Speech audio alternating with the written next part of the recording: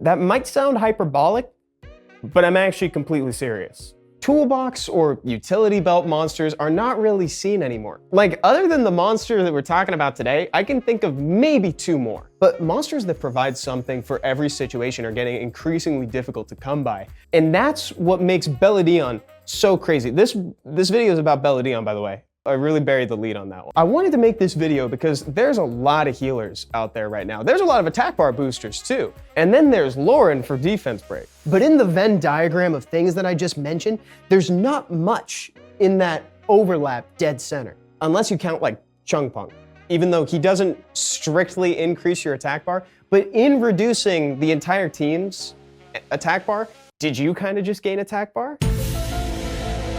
Kinda. In which case, Chung Pung can be right there next to Bella Dion.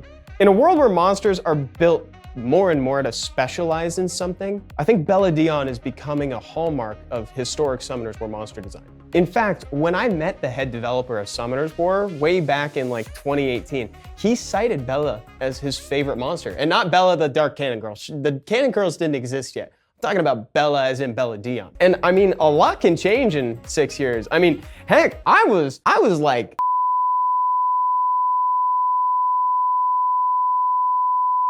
like I said, a lot can change in 6 years. So I don't know if he is still the dev's favorite monster, but I can definitely see why he was. Bella Dion tries to apply defense break for 2 turns on a single hitting skill. And it also tries to reduce the target's attack bar. And I emphasize that it's on a single hit because that actually works really well for Giant's Abyss because it won't tick up the revenge counter as fast as other Laurens. In fact, speaking of Giant's Abyss, if you wanted to employ the use of Bella Dion in a starter Giants team, it might look something like this. You'd want to use your Veramos as a leader. Ruined on crit damage, by the way. This is 2024. We don't use no support Veramos anymore. Then you'd run either a Kamamir or the Wind Homunculus as another max HP damage scaling unit. Couple that with a second Awakened Shannon, so that way you get your attack buff, your defense buff, glances, slows. Then you bring in the Bella Dion, and that is your single target defense break.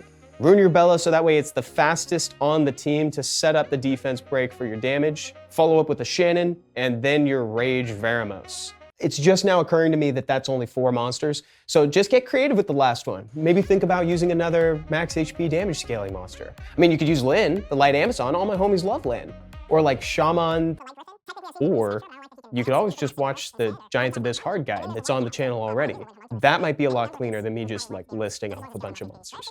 Bella also has what we like to call a smart strip, meaning that they're only going to use that skill 2 to try to remove a buff if there is a buff to remove to begin with. Only using the strip when there's a buff to remove? I wish Lauren did that.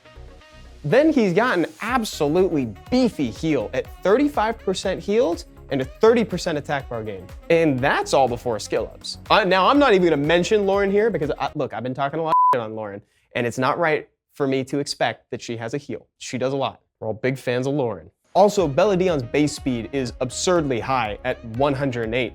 In fact, we even saw Bella Dion in an SWC some years past when she was picked to try to outspeed somebody. So if you need all of this, maybe revisit Bella Dion. He lives right at the center of that Venn diagram next to Chung Pung.